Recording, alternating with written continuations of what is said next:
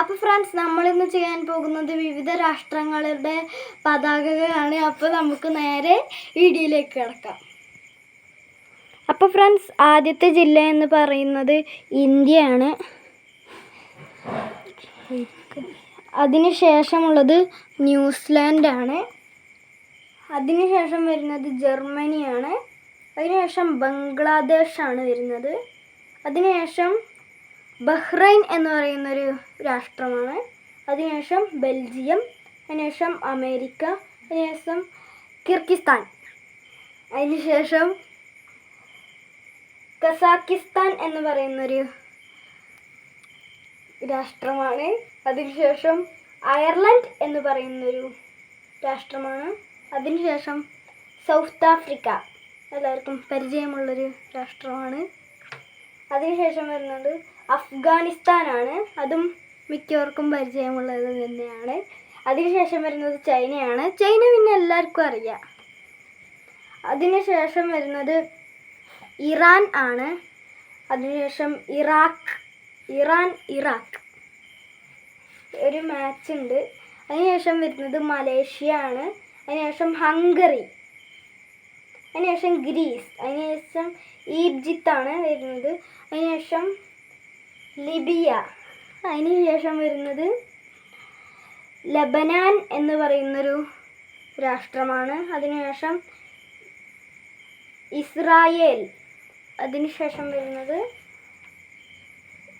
Jordan എന്ന് പറയുന്നൊരു ജില്ലയാണ്. അതിനുശേഷം വരുന്നത് പാകിസ്ഥാൻ, ജപ്പാൻ, അതിനുശേഷം മെക്സിക്കോ, അതിനുശേഷം നോർവേ, അതിനുശേഷം നൈജീരിയ, അതിനുശേഷം ഹോളണ്ട്, അതിനുശേഷം വരുന്നത് നമീബിയ എന്ന് പറയുന്നൊരു രാഷ്ട്രമാണ്. അതിനുശേഷം വരുന്നത് പരാഗ്വേ എന്ന് പറയുന്നൊരു രാഷ്ട്രമാണ്. അതിനുശേഷം വരുന്നത് പെറു എന്ന് പറയുന്നൊരു രാഷ്ട്രമാണ്. അതിനുശേഷം വരുന്നത് സ്വിറ്റ്സർലാൻഡാണ്. അതിനുശേഷം വരുന്നത് സ്പെയിനാണ്. അതിനുശേഷം സോമാലിയ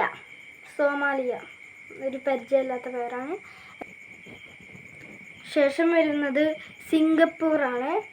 അത് കഴിഞ്ഞിട്ട് ഇറ്റലി, ശ്രീലങ്ക, സ്വീഡൻ എന്ന് പറയുന്നൊരു രാഷ്ട്രമാണ്. തായ്ലൻഡ്, യമൻ ഇതുവരെ കേൾക്കാത്തൊരു രാഷ്ട്രമാണ്. അതിനുശേഷം വരുന്നത് ഉക്രൈനാണ്. അതിനുശേഷം വരുന്നത് തായ്വാൻ, അതിനുശേഷം ബ്രൂണൈ എന്ന് പറയുന്നൊരു രാഷ്ട്രമാണ്. ശേഷം ക്യൂബ, ബ്രസീൽ, അർജന്റീന വരുന്നുണ്ട്. യുണൈറ്റഡ് കിങ്ഡം ഒരു വലിയ രാഷ്ട്രമാണ്, അല്ല രാഷ്ട്രത്തിൻ്റെ പേരാണ്. അതിനുശേഷം വരുന്നത് ആസ്ട്രേലിയ എന്നാണ് എഴുതിയിട്ടുള്ളത്, ശരിക്കും ഓസ്ട്രേലിയ ആണ്. അതിനുശേഷം റഷ്യ വരുന്നുണ്ട്.